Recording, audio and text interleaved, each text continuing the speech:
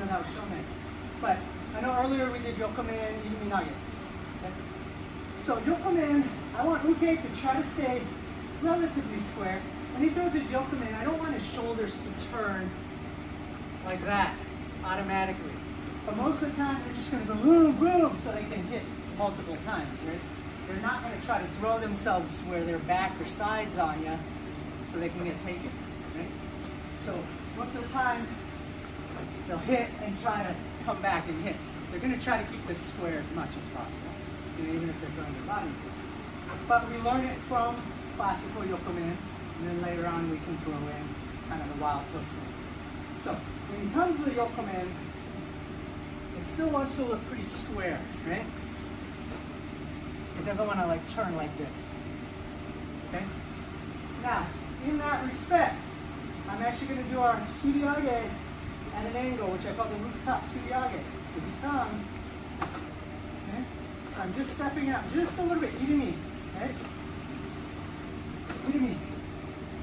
But I'm going to pass this through. This is protecting my face, so motion, okay? So that I can get this. So we've done this before. Kaiten nage. Now you can add extra projection by stepping with the back foot, or you can go with the momentum of his head down and actually just project him through. Using the energy of that cutting to turn. And now sometimes you don't get them down here, yeah? So you can actually push on the hip, you can hit towards the groin, you can even kick that leg out a little bit. But again, don't forget you have Kaiten nage you can use. Just the form itself. Here.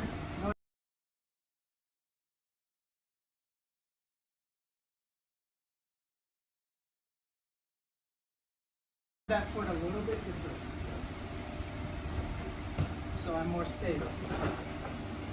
If you are on the tightrope, turn this foot out and make it more like a kosodachi if your knees allow you to.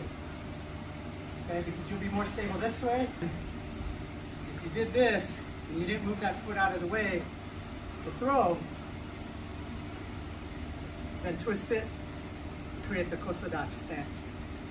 The first one that we do the rooftop on, we start an eye on me. Now what happens if he attacks me the same way, but I'm in gyaku hanmi?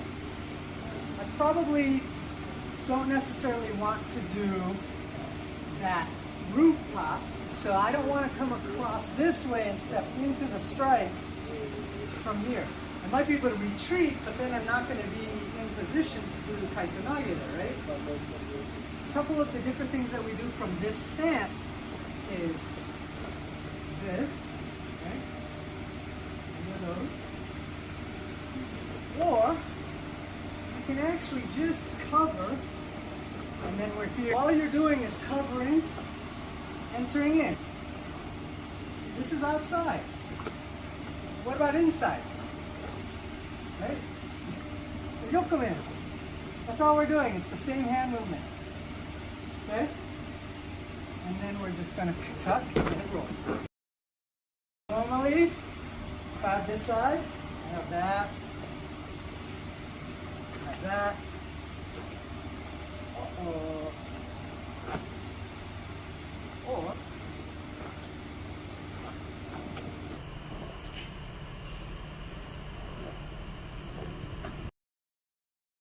Zukes, if you do feel like the inside kaiten is starting here, go ahead and just do your front.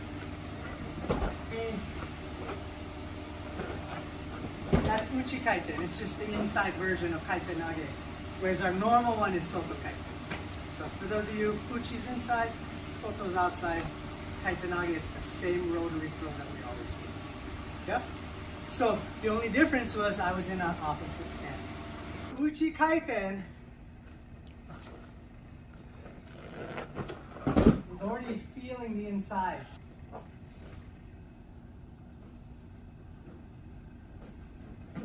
Okay? It's inside. Yokomen, I want to pick off the shoulder, the empty spot in the shoulder, kind of like War Machine has that big cannon. So that's what I'm shooting for, is that cannon right in the middle. Now, what I'm going to do is I'm going to still pass this through. So if you notice, it almost looks like this one, Irimiyashi, but I have the wrong foot forward. Okay, but that's okay because we're going to use this as a setup to get our throw. Empty spot in the shoulder. Okay. Now, as I pass this through to protect the side of my face, he's going to retract. You see what his arm does? So I'm going to use that to offset his shoulders, right? Now, as I do that, I'm going to come up underneath and throw him because his retraction is going to run into my barrier here. My structure is already here, right? Because he's retracting, I'm pulling, I'm pushing, boom, I stop him. So that this resistance, so he's retracting, this resistance is pushing him forward. I'm not pulling him necessarily. You might have to, right? But this retraction is kind of moving his body because I'm not weak on this. I'm not letting him pull his elbow all the way back. Just pull your elbow all the way back. Right? Pull your elbow back. Pull your elbow back. Right? Does that make sense? No? So all I'm doing is I'm getting here,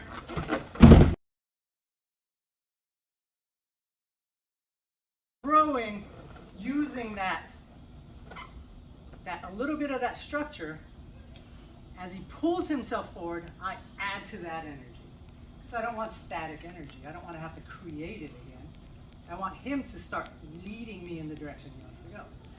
So I create that circle, and then I start to, after I pull back, and the pullback is important too, because if I just go here and he starts to pull back, I have nothing, no friction to work against.